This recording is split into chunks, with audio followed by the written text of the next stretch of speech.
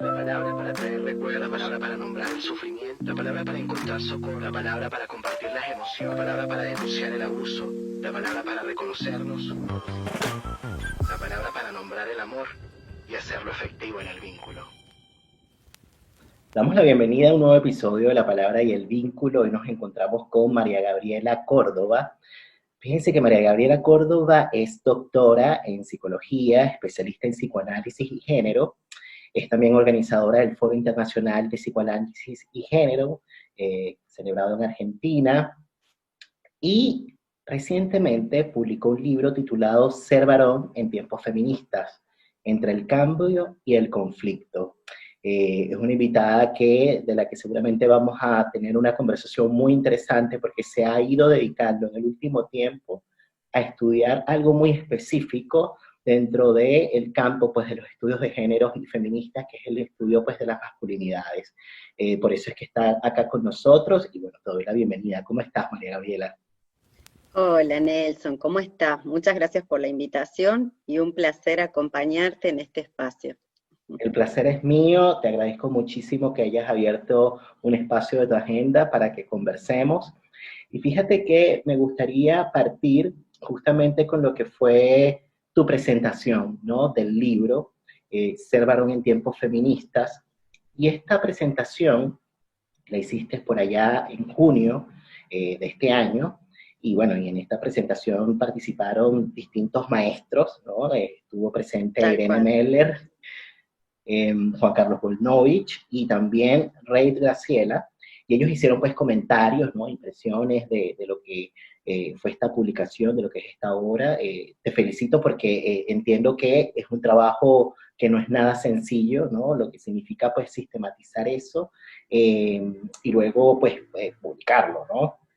Quería partir por algo, ¿no? Que mencionaste en la presentación y que me llamó la atención y que pudiese quizás eh, llevarnos pues a iniciar esta conversa y que tiene que ver con lo que entiendes por machismo, ¿no?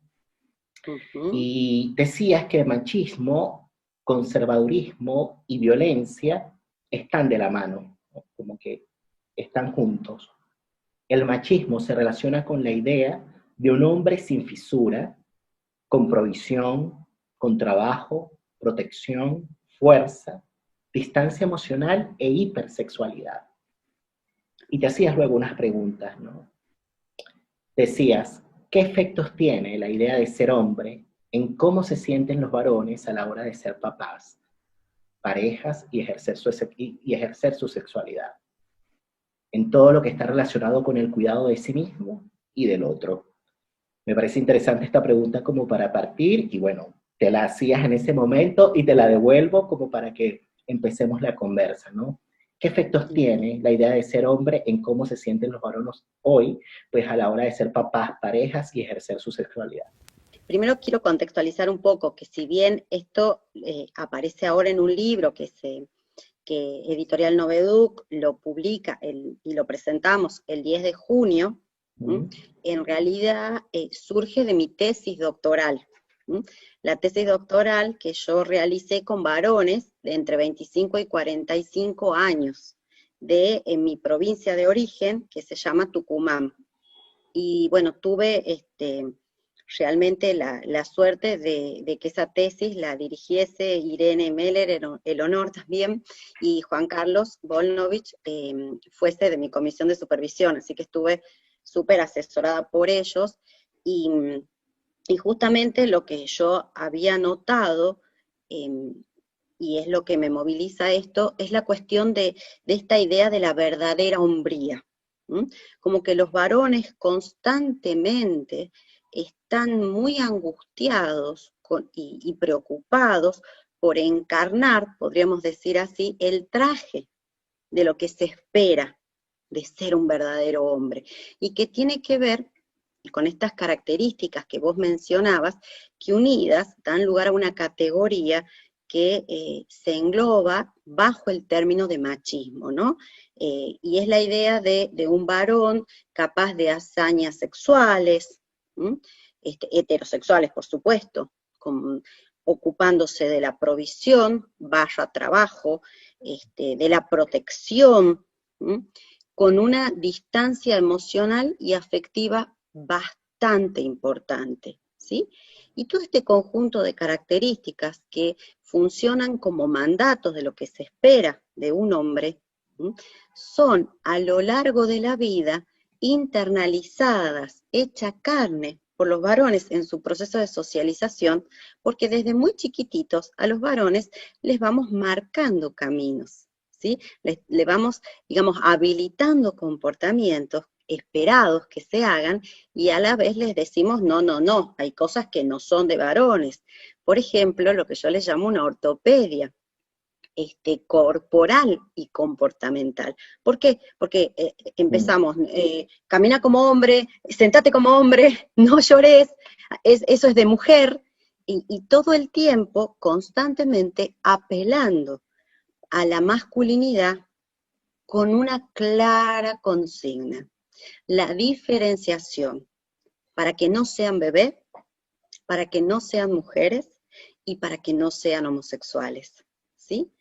Todo eso va dando lugar a esta ortopedia que yo te hablaba, ¿sí?, corporal y comportamental, que va a tener sus efectos a la hora de que los varones se vinculen con otras personas, ¿sí? Y en esa vinculación, bueno, ¿qué pasa cuando son papás? Primera pregunta que vos me hacías, ¿cómo se posicionan como parejas? ¿Qué tipo de ejercicio de sexualidad apelan? Bueno, son grandes temas, pero te puedo ir esbozando algunas ideas de lo que yo he visto, ¿no? Con respecto a la paternidad, los varones en general ahora están como mucho más interesados en ocupar el lugar de padres, ¿sí?, que en años anteriores. ¿Mm? ¿Por qué? Como que yo digo, porque ahora la paternidad como que tiene buena prensa, un poco así. Pero, ¿con qué nos encontramos? Con varones que quieren ejercer la paternidad, pero solo pareciera que se quieran ocupar a veces de algunas actividades, ¿sí? Hay distintos tipos de varones, ¿sí? Hay varones que siguen un perfil más machista, que son padres a través o mediante la provisión, y el amor lo ejercen a distancia. Ese es el modelo con el que muchos de nosotros hemos sido criados, así eran nuestros padres en general, por una cuestión generacional, ¿sí? Y hay varones que siguen repitiendo ese modelo sin preguntárselo. ¿Mm? En cambio, hay otros varones que a su paternidad la intentan ejercer desde un nuevo lugar, pero ese lugar es un lugar todavía transicional. ¿Qué quiero decir con esto?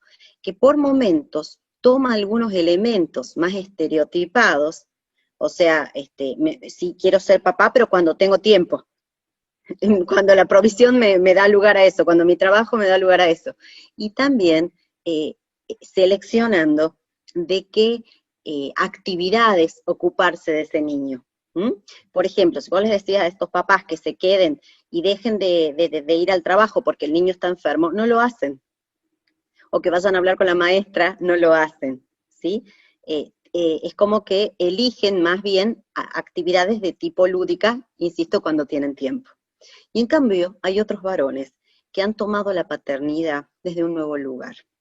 Y ese hambre de padre, como le llamo yo, que han tenido de su propio papá, por ahí lo intentan reparar al vincularse con sus hijos desde un nuevo lugar. ¿Mm?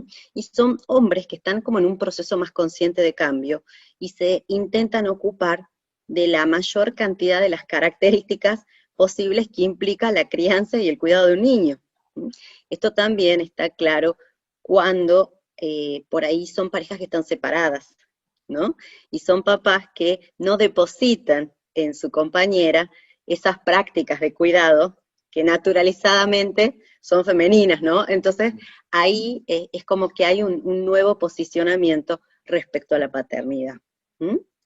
Entonces, yo creo que como sociedad estamos en un momento de cambio, y por más que circulan un montón de discursos buenísimos, estos discursos buenísimos de cambio también coexisten con otras expectativas y con otros comportamientos más de tinte patriarcal, moderno, ¿no? Entonces, creo que en ese sentido estamos en un proceso de transición y es por eso que encontramos esta enorme variabilidad, más allá de las diferencias subjetivas que todos podemos presentar, por supuesto, ¿no? Cuando hablabas del traje, me parece que es interesante porque es una metáfora, ¿no? Esto del traje de varón y de la idea de la ortopedia, ¿no? Como que significa de alguna manera acomodarse a algo. Y en este caso podríamos decir acomodarse a un modo pues, de ordenamiento, pues de una subjetividad que en este caso es la masculina. Si pudiésemos pensar un poquito, ¿no? En las características de ese traje, cómo es ese traje y cómo es esa ortopedia, porque sabes que mientras decías esto, efectivamente es interesante porque coexiste, digamos, distintos tipos de subjetividades hoy, ¿no? Como que se está dando, por un lado, pues, un cambio, ¿no? Hay varones que están en transición, como por ahí decías, y hay otros que de alguna manera reproducen, pues, un modelo que es como hegemónico, ¿no? Y pensaba en eso, ¿no? ¿Cuáles son las características de ese traje y por qué es tan difícil deshacerse de ese traje? Y hay algo que ustedes mencionaron hacia el final, pues, de la presentación de este libro, y que tenía que ver justamente con pensar cuáles serían las ventajas, ¿no? De deshacerse de ese traje para los varones, ¿no? Un poco como para no caer mucho, pues, en las caricaturas, ¿no? De pronto hay algunas ventajas, y bueno, pensar un poquito como en eso. Entonces, ¿cuáles son las características de este traje? ¿Cómo es esa ortopedia? Y ¿cuáles serían las ventajas para los varones de deshacernos un poco de ese traje? Para empezar, tenemos que tener en cuenta de que los emblemas masculinos tradicionales, ¿m? Que son constituidos alrededor del dominio, de la diferencia y de la superioridad sobre las mujeres, constituyen pilares identitarios de la masculinidad. ¿M?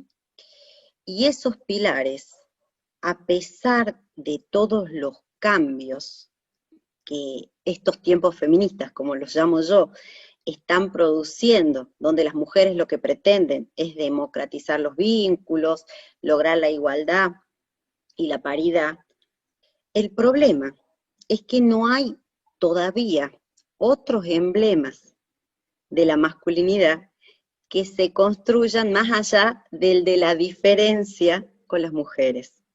Y si ¿Sí? existen, son devaluados, porque Eso es efectivamente... lo que te iba a decir. O sea, no es que de pronto no haya otros mandatos, ¿sí? Lo que pasa es que no tienen la categoría suficiente como para poder ser sostenedores, ¿sí? Entonces, yo creo que los varones se siguen poniendo ese traje, aunque muchas veces no están de acuerdo con todo lo que el traje implica, que ya ampliamos la idea, porque de otra manera sienten un enorme desconcierto, Nelson, sienten mucha zozobra, incertidumbre, porque no saben cómo posicionarse ante un hecho que era así y ahora no lo es. Con esto me refiero a que les dijeron, vos, para ser hombre, no tenés que ser mujer. Y entonces eso significa que en mi cabecita masculina, yo no incorporé la idea de que voy a ser igual a una mujer. Y si ahora las mujeres piden igualdad y paridad, ay Dios santo, se arma un lío importante, ¿sí?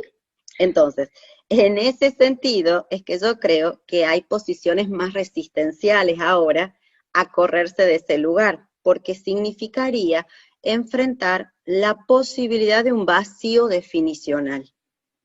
¿A dónde vamos? ¿Qué me pongo? Quedo desnudo frente al mundo. Entonces, como también es muy importante la opinión de los pares, porque como dice Kimmel, quienes nos ingresan al reino de la virilidad, los varones, son otros varones que avalan que uno es macho y no pollerudo ni maricón, es como que los varones tampoco se animan mucho a correrse del traje impuesto porque temen ser juzgados y segregados y excluidos, ¿no?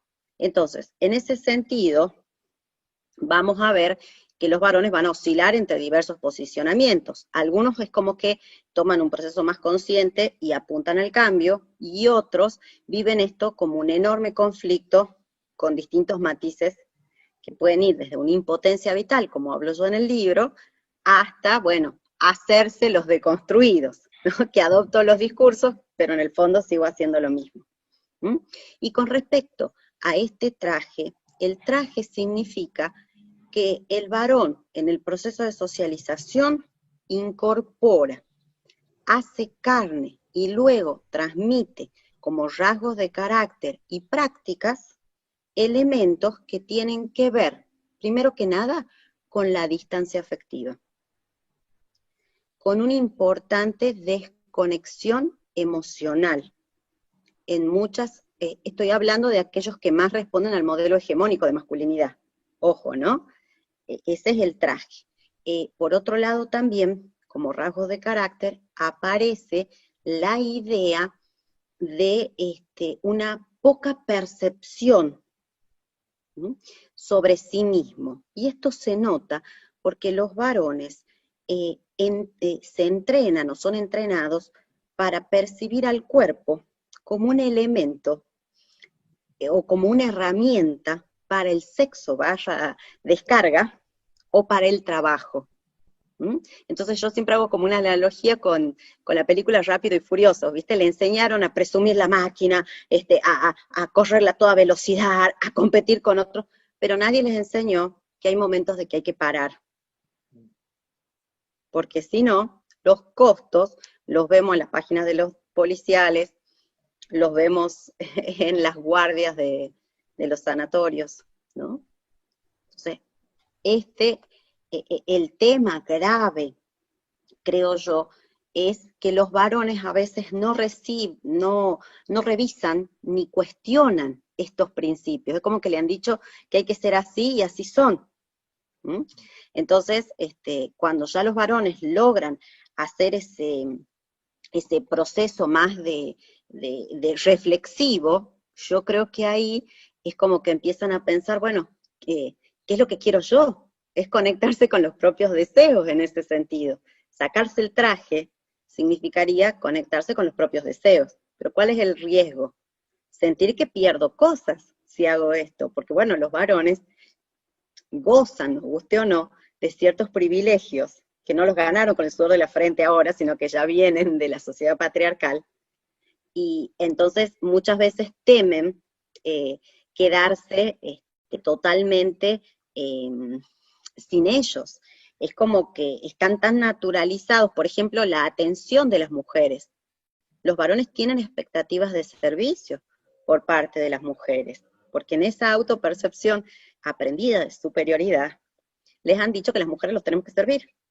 Sí. Y ahora, en este proceso, digamos, bueno, por lo menos acá en Argentina, del aislamiento preventivo social y obligatorio, los enormes conflictos que se han sucedido en las parejas, en este ámbito, como decimos con un colega, semi-privado que se ha convertido el hogar, porque hemos trasladado oficina, escuela, toda la casa, los enormes conflictos que ha habido tenían que ver con esta ausencia de corresponsabilidad masculina y con estas expectativas de servicio. Ellos estaban esperando que le alcance uno el diario, que hagan silencio, las camas se tendían solas.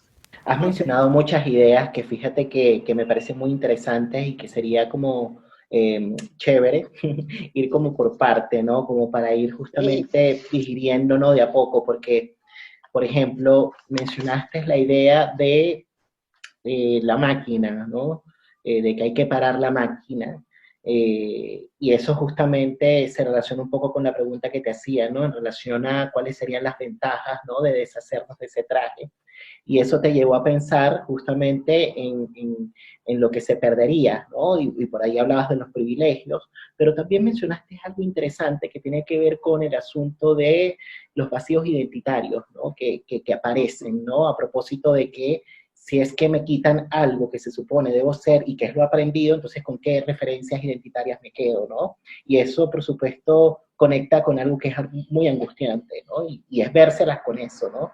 Y efectivamente no siempre estamos, digamos, en ese modo, ¿no? no siempre estamos dispuestos a bancarnos la angustia, no es tan sencillo. Y bueno, eso, ¿no? Como que por un lado está, digamos, el asunto de lo que podemos perder, ¿no? Que son los privilegios, y por otro lado, quedarnos sin referencias, ¿no? Identitarias.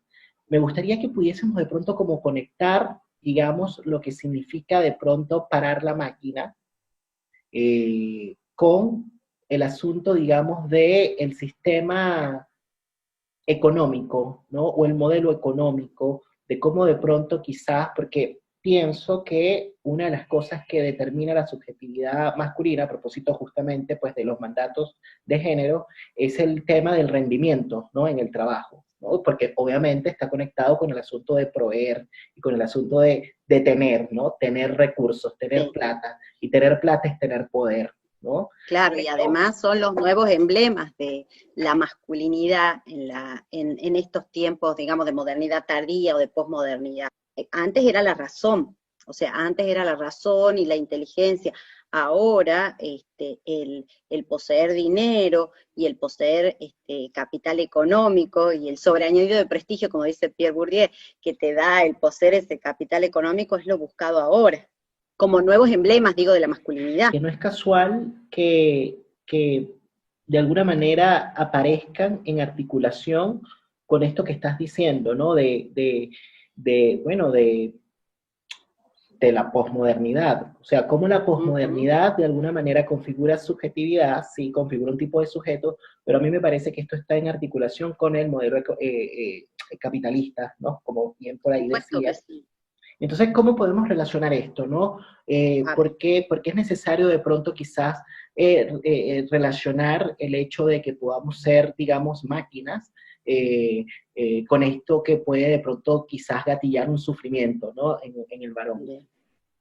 A ver, a mí me gusta mucho Byung-Chul Han, ¿viste? Cuando habla de la sociedad del rendimiento. El filósofo habla de que hoy no, así como antes estábamos en una sociedad del control, como planteaba Foucault, disciplinaria, en cambio ahora nos encontramos en una sociedad del rendimiento, donde de pronto la exigencia o el control ya no viene de afuera, sino que viene desde el interior del propio sujeto, y lo que termina haciendo esta sociedad es producirnos una desconexión afectiva en pos de siempre estar haciendo más cosas, o sea, está mal visto estar descansando, y lo otro que produce es sujetos que viven eternamente cansados, porque pierden el registro de sí mismos, ¿no? Entonces, esto, y eso lo asocia muy bien él, tiene que ver con una lógica mercantilista, capitalista, ¿sí? Pero fíjate que los principios o los valores se engarzan como un anillo perfecto con lo que se aspira de la masculinidad. ¿Mm? Entonces, los varones, con esta cuestión de la máquina que rinda en el trabajo, y con esta socialización que tiende a hacer que los varones se desconecten en general de lo afectivo, excepto de la ira y del enojo, porque es lo único que está avalado sentir, ¿sí? Lo demás no es que los varones no lo sienten, está pero no se manifiesta, lo otro sí se avala socialmente. Vamos creando sujetos que para el mundo laboral funcionan joya, porque no registran su propio desgaste psicofísico, por eso tenemos tantos con varones que llegan muchas veces con un burnout, con un grado de agotamiento tremendo, y que no registran su cansancio, no lo perciben. Son las mujeres, los que tienen pareja, los que se los decodifican, y le dicen baja un cambio para la mano, ¿no? Entonces, es esta cuestión de la desconexión con los mensajes corporales, ¿m? Y la desconexión con lo afectivo, lo que ayuda a este posicionamiento del varón como máquina, y creo que por eso tampoco socialmente se cuestiona tanto este modelo de la masculinidad, porque es útil al sistema. Pero yo creo que si empezamos a enfocarnos y hacer hincapié en el cuidado de sí, de los varones, ese sería el camino. porque a los varones les han enseñado a cuidar de otros, usando la fuerza si es necesario, ¿no? A ese tipo de protección, no desde una ética de cuidado, es otro tipo de ética, pero más de la protección de que no toquen mi territorio, más territorializada la cosa. Yo creo que ahí la cuestión de si logramos incorporar y hacer como el clic con respecto a que los varones puedan empezar a pensar cómo cuidarse a sí mismo, y que esto no se sostenga solo desde lo individual, o sea, porque si no va a quedar en voluntarismos de cada varón, sino que haya estrategias sociales, grupales, de las políticas públicas, que contribuyan a crear nuevos ideales viriles, que muestren que la masculinidad va de la mano también con disfrutar de sí mismo, de decir si puedo, no quiero, hasta dónde llego, o hacer campañas de decir, bueno, distintos cuidados, porque los varones no van al médico tampoco. Los varones van cuando no dan más, ¿no? Entonces, y esto tiene que ver con que cualquier cuestión asociada con cuidado es sentido como una feminización o como una pasividad. Y el varón teme todavía pasivizarse. Entonces tenemos que ser muy inteligentes pensando cómo vamos a vender estas ideas para lograr la promoción del cambio masculino. En esta presentación que hacían del libro, mencionaban justamente, y bueno, por ahí más o menos lo asomaste, ¿no? Las distintas respuestas que damos los varones frente a estos cambios, ¿no? A propósito de lo que está sucediendo con la ola feminista o con la cuarta ola feminista. Y por ahí mencionabas, ¿no? Que una respuesta es la impotencia vital, otra es la supuesta deconstrucción, y otra, pues, es la de los varones que están en una búsqueda genuina, ¿no? Por la equidad de género. Si pudieses hablar un poquito de estas tres categorías, ¿no? Y además, de qué forma quizá lograr quizás como promover, ¿no? Algunas relaciones entre los géneros que sean diferentes, ¿no? Porque hay algo que me parece que puede quizás promover, digamos, un cambio en la dirección esperada, y es la de lograr, pues, de alguna manera, pues, espacios, pues, de libertad, de equidad, en donde las relaciones efectivamente sean más paritarias, en donde haya un reconocimiento mutuo, recíproco, etcétera. Un poco esas como que son los valores, las intenciones, pero me parece que algo tendría que pasar a nivel vincular, como para que los deseos singulares puedan tener, digamos, un asidero, ¿no? Como para que los deseos tanto de hombres como mujeres tengan un lugar. Entonces, bueno, ahí te hice como que varias preguntas en una, pero como que pensar por un lado cuál es la respuesta de los varones frente a los cambios y qué tendría que pasar en las relaciones como para que los deseos tanto de hombres como de mujeres tengan un lugar. Bueno, lo que yo decía en el libro en ese sentido, lo que sigo sosteniendo, es que muchos, que hoy en día, digamos, estamos mucho insistiendo con que los varones adopten prácticas igualitarias, ¿sí? Ese es el mensaje, que vamos por la equidad, vamos por la paridad, por la democratización de los vínculos, pero lo que yo observé es como una tensión presente al interior de los varones entre ¿qué? Entre la persistencia de valores tradicionales viriles y las presiones estas de que adopten prácticas igualitarias. Pero no nos podemos olvidar que este conflicto se da porque, insisto con esta idea, a los varones les han enseñado que ser hombre es no solo ser diferente de las mujeres, sino ser más que ellas, o sea, estar ubicados en una posición superior, en una asimetría, ¿sí? Entonces, si de pronto pedimos simetría, les estamos como quitando las coordenadas, ¿sí? Y por eso nos vamos a encontrar con algunos varones que van a exacerbar las prácticas que responden al modelo patriarcal y que por ende van a ser opuestas a la igualdad, como manera de profundizar las diferencias con todo lo que la cultura les ha enseñado que corresponde a las mujeres. Y yo creo que los varones se siguen apoyando en los mandatos de que para ser hombre hay que desvalorizar y denigrar todo lo que se asocie con pasividad y feminidad, porque aún no hay otros pilares identitarios que los reemplacen, ¿sí? Como te planteaba, así más sencillito ahora. ¿Y qué encontré yo en la investigación? Que con estos cambios, luego de la perplejidad inicial que sentían los varones frente a los mismos, daban 3 respuestas posibles, y por eso se llama el libro Entre el conflicto y el cambio, porque hay algunos que les produce tanto conflicto estos nuevos tiempos que se oponen, en cambio hay algunos que tienen mayor intento de apertura. Entonces, el primer grupo son varones que se atrincheran en un tradicionalismo viril y continúan con un desempeño de rol más de tipo conservador. ¿Qué quiero decir con esto? Que los mandatos tradicionales del ser hombre que les han enseñado en la socialización los reproducen con la mayor fidelidad posible. ¿Por qué? Porque necesitan sostener un sentimiento íntimo de masculinidad en una cierta homeostasis.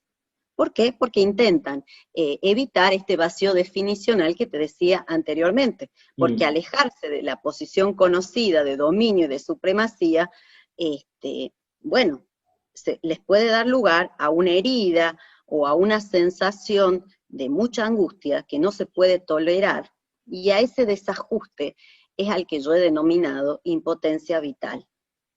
Y se lo puede observar en la práctica porque son varones muy preocupados porque las mujeres, me decían así en las entrevistas, que están impulsadas por el feminismo, quieren hacer cualquier cosa, o sea, me quieren venir a mandonear a mí. O sea, para estos varones hay 2 posibilidades: o yo mando o me mandan. ¿Sí? Porque para ellos la posición femenina tiene que ser domesticada, subordinada. Y este tipo de varones son los más conflictivos porque, como también digo en el libro, son los que apelan a la violencia de género, a la violencia contra las mujeres, para mantener el orden. Como una llamada al orden. Sí. Y en ese sentido, los varones viven como golpes directos a su sentimiento íntimo de masculinidad todas las situaciones en las que estas mujeres no cumplen con las expectativas genéricas, ¿sí? A mí me llamaba la atención porque la tienen re clara que ahora los tiempos están distintos y las leyes también, y ahora me dicen, bueno, a las mujeres por ahí hay que darle alguna, se referían a golpearlas, para que se ubiquen en el lugar que les corresponde, pero con cuidado porque ahora te meten denuncias por cualquier cosa, ¿no? Bueno, esos son los más complicados para mí. Pero también hay otros varones que adoptan discursos políticamente correctos, pero que en realidad lo que hacen es intentar como ayornar estos elementos estereotipados y tradicionales de lo que es ser hombre en su cotidianeidad. ¿Y con qué nos encontramos? Con que en el discurso dicen algunas cosas, pero en la práctica a veces hacen lo opuesto, ¿no? Entonces yo los llamé a este grupo varones supuestamente deconstruidos. Que Volnovich mencionaba que eran los varones hipócritas, ¿no? Justamente por esta inconsistencia. Claro, porque por esa inconsistencia ellos buscan también acomodarse a los nuevos tiempos, pero no por una creencia o por un deseo propio, sino como manera de evitar conflicto con sus parejas. Sí. En muchas ocasiones. Por eso es que él hablaba de la hipocresía. Es como una pseudo adaptación a la equidad demandada, pero que en realidad es para evitar los conflictos. ¿Mm? Y por eso yo le llamaba como de puro maquillaje hasta desconstrucción, porque en realidad no se corren del lugar de privilegio. Ellos siguen con las expectativas de servicio, pero las disimulan muy bien. Y es, ay, mejor planchame vos la camisa porque a vos te sale más lindo, ¿viste? Ese tipo de cosas. Entonces, lo que también me llamaba la atención es que eran varones que decían, sí, es que hay cada varón suelto hoy en día, pero siempre son los otros los que tienen las malas características. Claro. No hay como una mirada hacia sí mismo propia, de decir, bueno, ¿qué está pasando? ¿No? Entonces, acá está clarísimo que son varones que tienen mucho temor a transgredir el modelo hegemónico de masculinidad. ¿Pero por qué? Porque esta cuestión de los pares, la censura y la crítica de los pares varones es muy efectiva. Entonces yo por ahí, aunque no esté del todo de acuerdo, me decían algunos de los entrevistados, bueno, yo hago, porque si no, después me cargan en el grupo, ¿no? Mm. Entonces, acá también son varones que sienten mucha confusión y temor sobre en qué, digamos, pilar apoyarse para construir una noción de masculinidad diferente. Tienen tanta fuerza estos pilares hegemónicos, porque los otros siguen siendo como devaluados, entonces como que no le damos mucha bolilla, no nos gustan tanto, Mm. y ahí creo que aparece de vuelta como un miedo al vacío, ¿no? Ay, por suerte, Nelson, por suerte encontré un tercer grupo de hombres que están en un proceso más consciente de cambio, que están intentando, decía yo, como privilegiar la igualdad de género. ¿Por qué? Porque cuando yo les preguntaba qué era ser varón, ellos me decían que como que no, que cada varón es de acuerdo a cómo es, en función de sus potencialidades, de sus capacidades y sus debilidades. Y entonces yo ahí notaba como un nuevo posicionamiento distinto de estas forjadas por la masculinidad tradicional. O sea, Sí. era más una cuestión desde lo que ellos definían que era ser varón, ¿no? Que esto ya lo veníamos viendo en las mujeres en años anteriores, esta redefinición identitaria, ¿no? Claro. Y están como posicionados de un modo más crítico frente a los emblemas identitarios de la masculinidad, y lo intentan redefinir de un modo más saludable, porque dicen que eso les haría bien tanto a ellos como a sus vínculos más cercanos. Y a mí esto me parecía trascendental, que ellos hablan de un cuestionamiento continuo a lo masculino. Y cuando yo les decía qué se referían con eso, era como que significa que nunca podés dejar de estar prestando atención a tus prácticas, al modo en que vos decís las cosas, porque como llevas tan adentro ese modelo, por ahí sin darte cuenta te salía el macho alfa, me decían algunos. Otro me decía, te sale el machirulo, por usar palabras más comunes, ¿no? Pero que es un Entonces, poco, y disculpa que te interrumpa, porque es como un no, poco lo que le sucede quizás a las mujeres cuando dicen, bueno, tenemos que estar muy atentas, ¿no? De que de pronto no aparezcan de pronto expresiones que den cuenta justamente de mandatos, ¿no? De que estamos de alguna manera quizás respondiendo a algunos ideales, ¿no? Que se dejan colar de forma muy invisible, muy silenciosa, ¿no? Como por ejemplo claro, esta idea del cuidado, de la abnegación, de narcisizar la frustración también, que tiene mucho que ver justamente con algo que está requete instalado, ¿no? Pero que claro, constantemente hay que estar revisándolo porque es muy fácil de alguna manera volver a ese traje, ¿no? Pero sí, sí. evidentemente las mujeres llevan décadas en esto, los varones estamos de alguna manera iniciando, como si se quiere, pues Claro, este proceso. pero lo que está bueno es que ya también hay antecedentes de cómo posicionarse de un modo más consciente.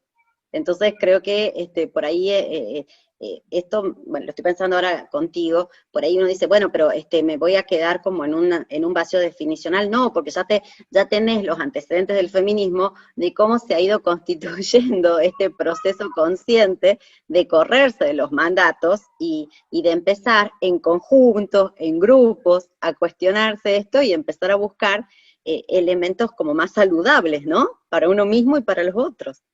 Pero volviendo un poquito a la idea de la articulación entre vínculo y deseo, porque claro, efectivamente, una de las maneras de poder quizás localizar algo que dé cuenta pues de algo muy propio, ¿no? Es a través quizás de dispositivos grupales, como decías, ¿no? Estando en grupos con Sí, otras personas podemos conversar y de pronto tomar conciencia de esos destinos genéricos, ¿no?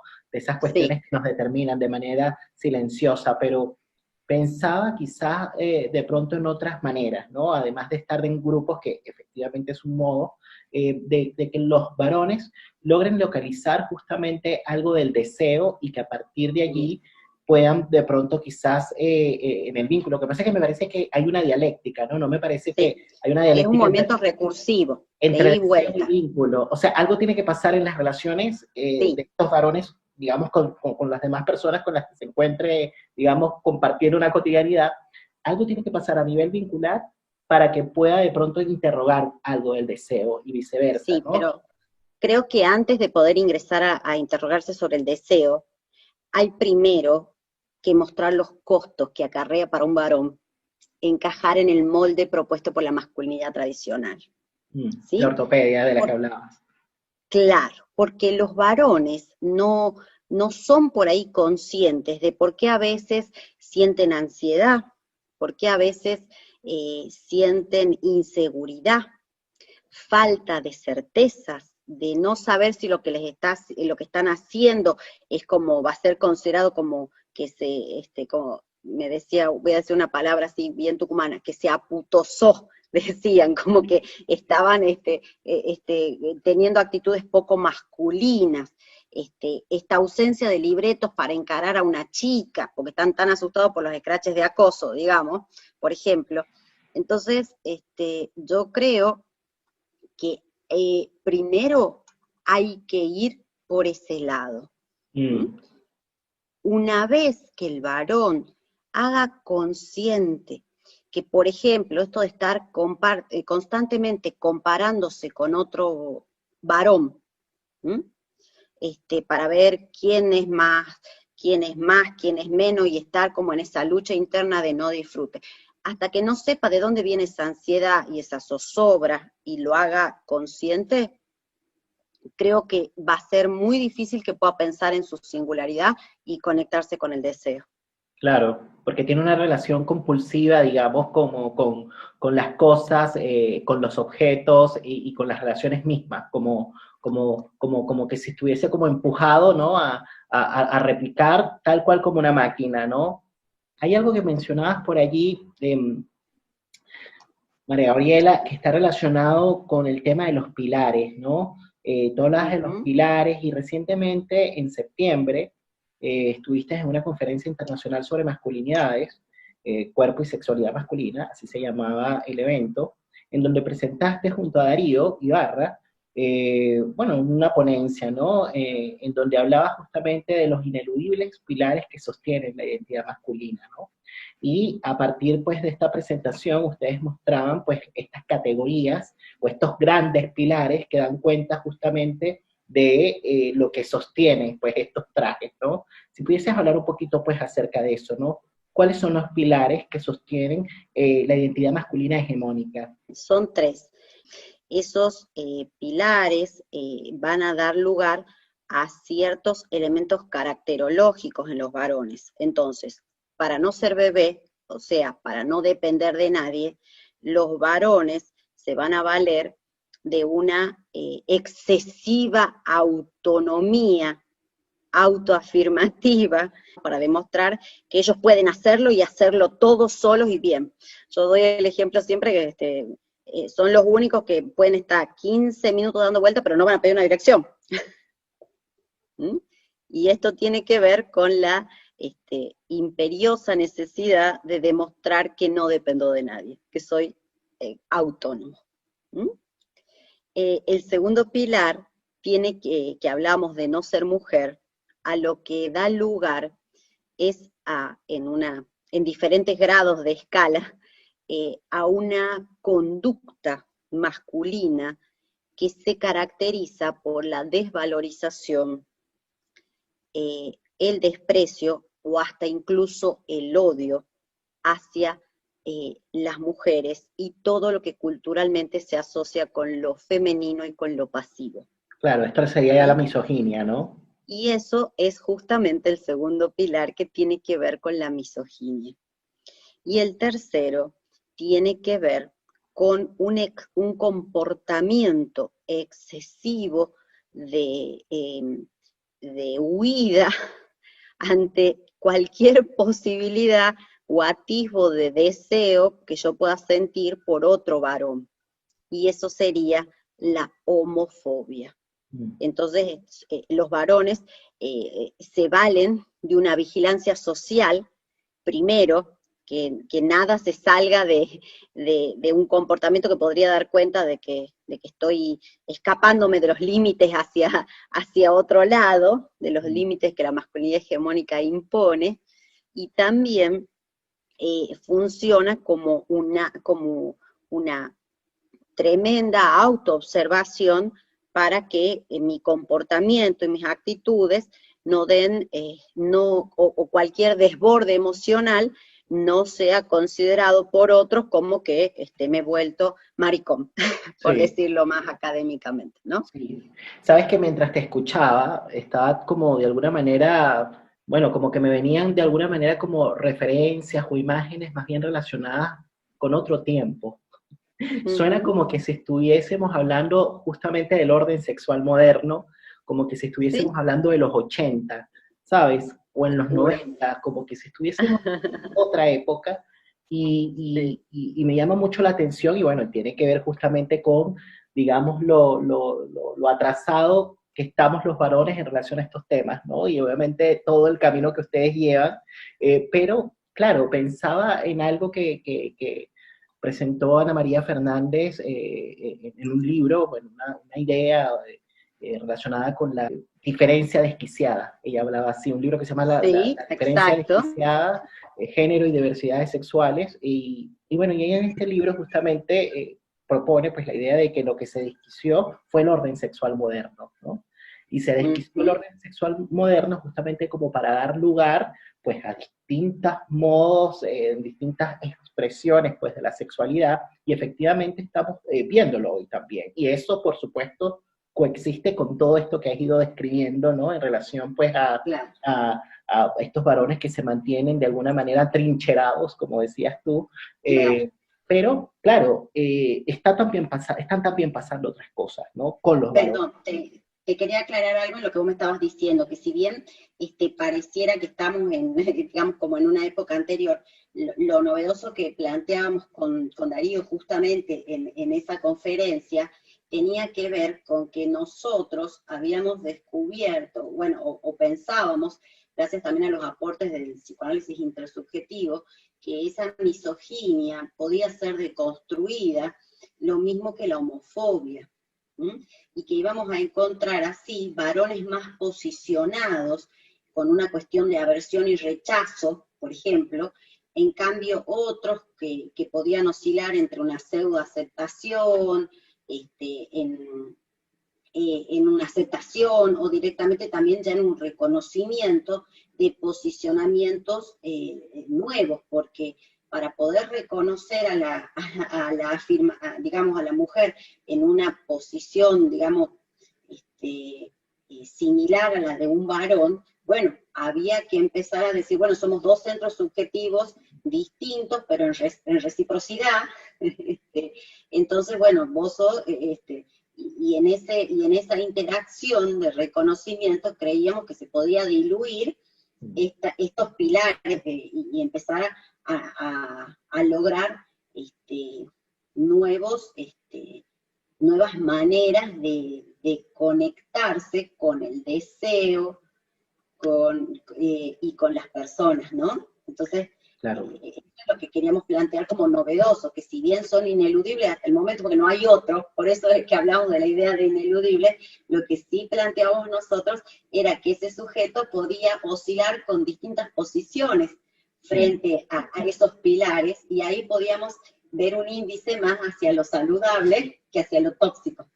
Claro, y ahora que mencionas esta palabra, pues de lo tóxico, fíjate que justamente hacia el final, pues de esta presentación que hicieron en esta conferencia, ustedes decían que, y bueno, sobre todo Darío era bastante enfático con esto, decía que la homofobia es la contracara de la misoginia, ¿no? Como que son, digamos, dos caras de una misma moneda, y que no existiría homofobia si no existiera misoginia. Y esto para él era muy importante dejarlo claro pues a la audiencia.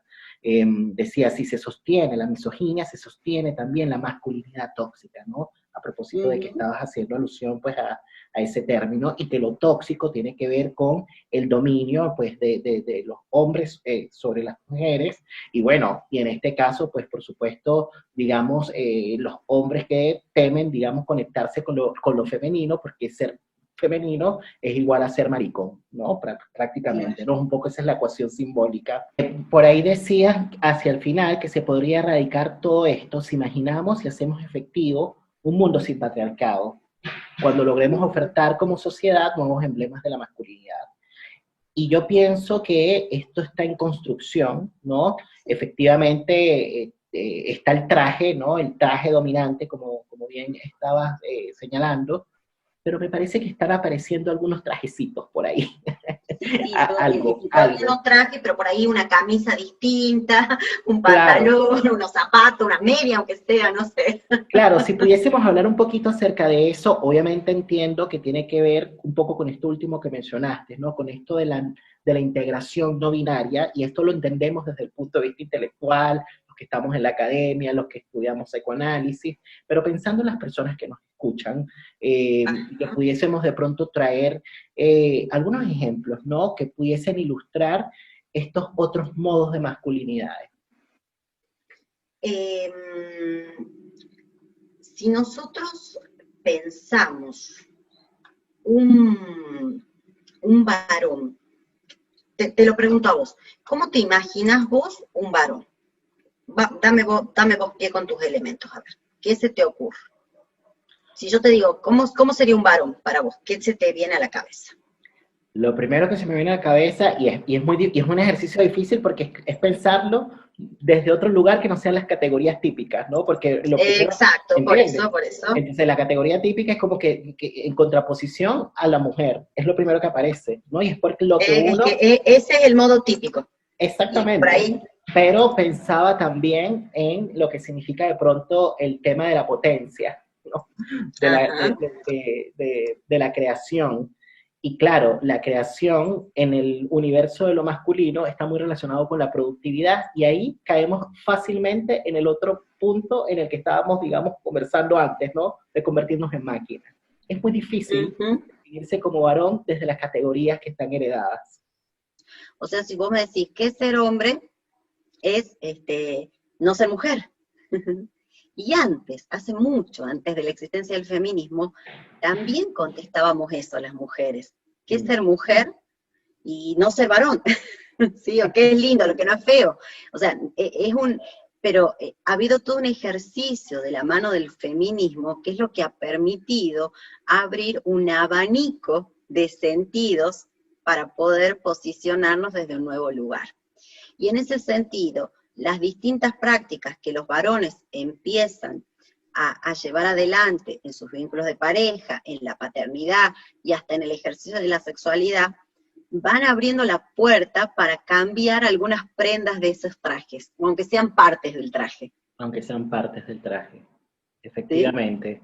Y bueno, es un ejercicio difícil, eh, no es nada sencillo y bueno, a mí me parece que queda un largo camino por delante y una de las cosas que mencionabas, pues como hacia el cierre, ¿no? De tu presentación, pues de este libro, bueno, es justamente la idea de poder pensar estas cuestiones, bueno, desde un sentido de responsabilidad social, ¿no? Como algo que nos interpela a todos, porque todos somos víctimas y victimarios de un patriarcado, ¿no? Aun cuando de pronto muchas personas de pronto consideren que sea como que una exageración decirlo así, pero es algo que sigue presente, ¿no? A pesar pues de los esfuerzos que han habido, digamos, como con la agenda feminista, es algo que sigue, ¿no? Y que de hecho se manifiesta de distintas formas, porque de hecho ustedes decían algo así como que, bueno, más allá de la violencia manifiesta, ¿no? Que es la típica y que se puede expresar de pronto, digamos, a través de femicidios, que es como lo más radical, también podemos pensar, bueno, los modos de violencia invisibles, ¿no? Que operan en lo cotidiano. Y, por ejemplo, aparece la idea de la estrategia, pues, del repliegue del varón del cuidado, ¿no? De las tareas que tienen que ver como con el cuidado del otro o con lo doméstico, a propósito justamente de que opera de manera inconsciente esta idea de la expectativa, pues, de servicio, como mencionabas tú. Y esto es algo que lo vemos todos los días y que puede, por supuesto, producir pues malestar en las relaciones de pareja, ¿no? Entonces son cuestiones que son muy importantes pues de pensar no solamente para, digamos, en beneficio pues de una relación, sino también en beneficio pues de la salud y del bienestar, tanto de hombres como de mujeres, porque claramente son distintos tipos de sufrimiento. Los padecimientos típicos pues de las mujeres son unos y los de los varones son otros, y es por eso que existe, digamos, esta especificidad dentro de las teorías feministas y de los estudios de género, del estudio de las masculinidades, porque es otra cosa. Y yo te agradezco muchísimo, María Gabriela, que le estés dedicando mucho tiempo pues a esta área, ¿no?, de la investigación, porque es necesaria. Y como te decía al inicio pues de esta conversación que estamos teniendo hoy, te felicito por tu libro, porque me parece que es un aporte, ¿no?, para todo lo que necesitamos ir aprendiendo y conociendo, revisando los varones, acerca de lo que nos determina, ¿no?, nuestros sufrimientos, y bueno, y también para que las mujeres mismas nos conozcan de otra manera, ¿no?, porque hay cuestiones que son necesarias también de hacer conscientes, pues, para ambas partes, ¿no? Como para ambas partes. Yo te quería preguntar algo específicamente relacionado con tu interés, ¿no?, por este campo. ¿De dónde partió, ¿no?, este deseo de meterte, digamos, en el mundo de lo masculino? Bueno, empezó hace 15, 16 años, a ver, sí, 16 años, cuando yo estaba recientemente recibida, y una médica amiga y una psicóloga amiga que me formaron, me invitaron a investigar sobre salud sexual y reproductiva en un hospital público de acá. Y bueno, se acababa de sancionar la ley argentina de salud sexual y procreación responsable. Entonces, ingresamos al hospital, y si bien la ley apuntaba a que estaba dirigida a la pareja, nos llamó mucho la atención que no había ni un varón. Entonces, empezamos a ver qué pasaba ahí, por qué no había. Bueno, entonces hablábamos de esta cuestión de que sí, que había una naturalización de que la idea de que todo lo que tiene que ver con el cuidado, con lo reproductivo, era femenina. Porque había como un desplazamiento de la idea de en tanto las mujeres tuvieron a los críos en su vientre, bueno, son las encargadas de su cuidado, hacían un desplazamiento directo. Entonces no había ni preocupación por los cuidados, ni preocupación alguna tampoco por evitar los embarazos desde los varones, porque eso era del dominio de lo femenino. Entonces, me empecé a preguntar de dónde venía esto, si los varones estaban como contentos con esta idea, porque también en algunas entrevistas algunos varones se molestaban, porque los mismos profesionales de los hospitales solo se dirigían a las parejas, e incluso, te estoy hablando hace 15 años atrás, no los dejaban entrar a ellos en las salas de parto a ver a sus parejas, porque consideraban que molestaban. Entonces, fíjate cómo una naturalización que yo pensaba que solo era de los varones usuarios del hospital, también estaba presente en los profesionales que atendían. Entonces dije, bueno, evidentemente hay algo que circula socialmente sobre ser hombre que da lugar a que los varones se sientan en muchas ocasiones preocupados por qué tipo de virilidad encarnaban, y en otros momentos desorientados, y también yo veía el sufrimiento de los varones que no encarnaban esa masculinidad. Siempre he sido muy, muy observadora. Entonces yo me empecé a preguntar si realmente teníamos que seguir con esta idea de que por ahí tendemos a pensar en polaridades, de que todos los varones son malos y todas las mujeres son víctimas, o la otra, ahora todas las mujeres son brujas empoderadas que quieren destruir a los pobres varones, ¿no? Claro. Entonces, el pensar siempre en extremos no me gustó. Entonces dije, bueno, hay una tensión, hay un arco de tensión, como dice Winnicott, en el medio y hay múltiples matices. Bueno, eso es lo que a mí me gustaría ver. ¿Qué está sucediendo? Bueno, y así me embarqué con la intensidad que me caracteriza, como digo siempre, de empezar a preguntarme qué les pasaba y cómo estaban viviendo los varones, sintiendo que por ahí siempre se ha considerado que que lo masculino, perdón, era como algo obvio, algo dado, que no requería ninguna interrogación. Y yo digo, bueno, ¿será tan así? ¿Será que no tienen ninguna pregunta para hacerse? Bueno, me pareció que estaba bueno empezar a darles voz en ese sentido. Qué interesante, ¿no? Y darle voz y desde otro lugar, ¿no? Desde un lugar que no es hegemónico, ¿no? Porque Ujú, justamente lo que se está cuestionando, una de las cosas que se cuestionan está relacionada con el hecho de que el hombre, digamos, se toma la voz en los escenarios, por ejemplo, públicos, ¿no? Pero ¿qué pasa con la voz del hombre en la esfera privada, ¿no? En lo íntimo, ¿no? Y yo pienso que ujú. eso es un poco lo que tú estabas relevando, ¿no? Hay algo que mencionaste en una presentación que hiciste recientemente en agosto sobre masculinidades sin violencia, ¿no? Que te invitaron a Sí, en el presentar Poder allí. Judicial.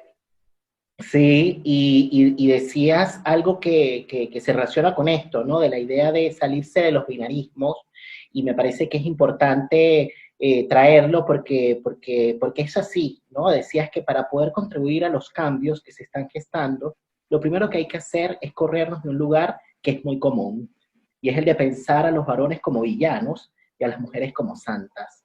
O también el de pensar al varón como una víctima que está siendo destituido de su rol de varón por mujeres brujas empoderadas. Todo esto de vuelta nos coloca en un posicionamiento binario y la idea es ir pensando las relaciones entre los géneros teniendo en cuenta la complejidad y las contradicciones de los deseos de hombres y mujeres. Yo pienso que esto es un mensaje importantísimo y bueno, lo traigo de nuevo a propósito pues de lo que estás mencionando, ¿no? Como que esa es una de las vías, ¿no? Salirnos de los binarismos y pensar, digamos, estas cuestiones desde bueno, desde un campo de problemática, ¿no? Desde la complejidad. Sí.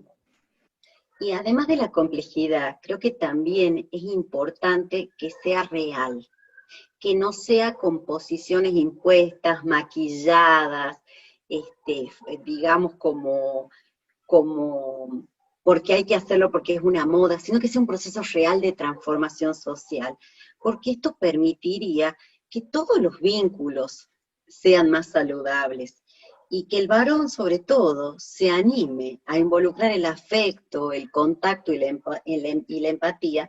Eso se va a ver reflejado en un vínculo eh, cercano, diferente con los hijos y con las hijas, incluso le va a permitir reparar sus propias angustias de ausencia de padre, ¿no? En ese nuevo vínculo con sus hijos. Claro.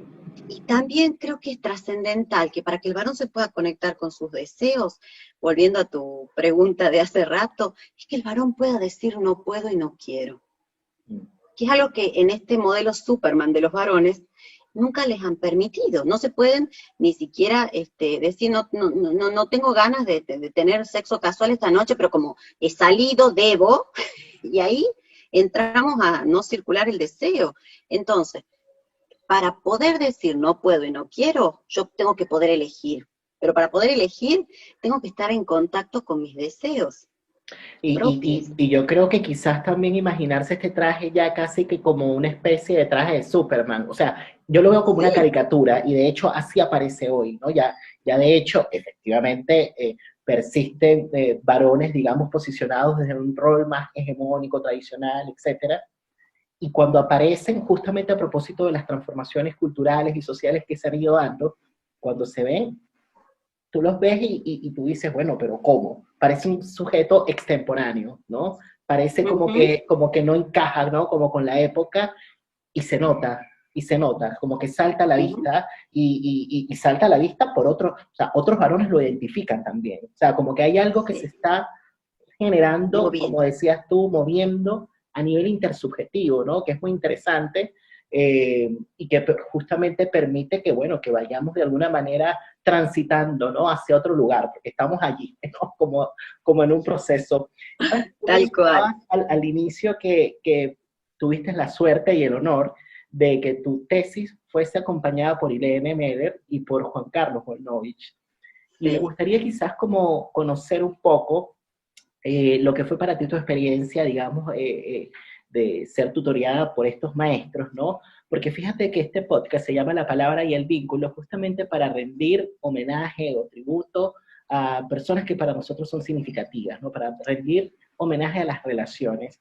Y me parece que con el tiempo has ido estableciendo un vínculo muy especial con ellos, ¿no? Y te quería como preguntar, bueno, lo que has aprendido de ellos y lo que son, digamos, y de lo que significan para ti, ¿no?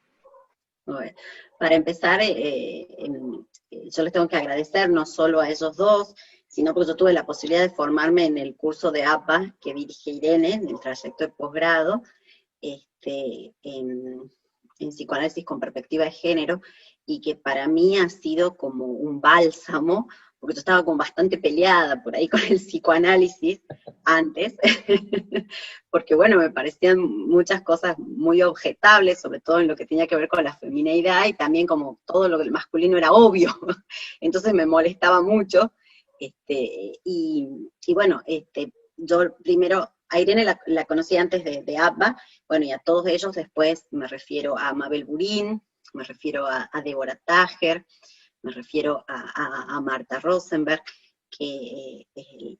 a Irene Friedman, que tuve el placer de tomar clases con ellos.